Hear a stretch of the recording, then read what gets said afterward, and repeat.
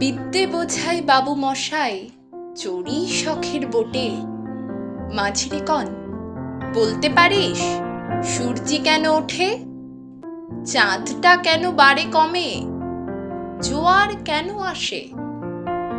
বৃদ্ধ মাঝি অবাক হয়ে ফেল ফেলিয়ে হাসে। বাবু বলেন, সারা জনম মরলি রে তুই খাটি, জ্ঞান বিনা তোর জীবনটা যে চারি আনাই মাটি। খানিক বাদে কহেন বাবু, বলতো দেখি ভেবে, নদীর ধারা কেমনে আসে পাহাড় হতে নেবে?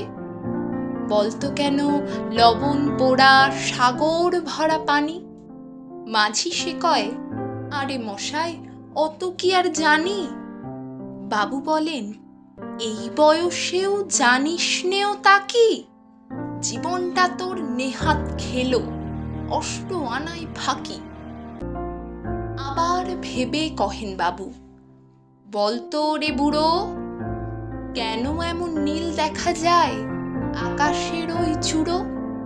বলতো দেখি সূর্য চাঁদে গ্রহণ লাগে কেন?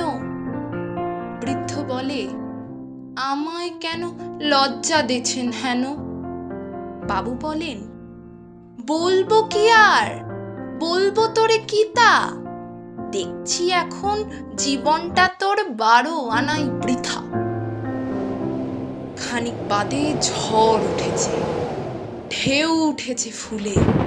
বাবু দেখেন নৌকাখানি ডুবলো বুঝি দুলে।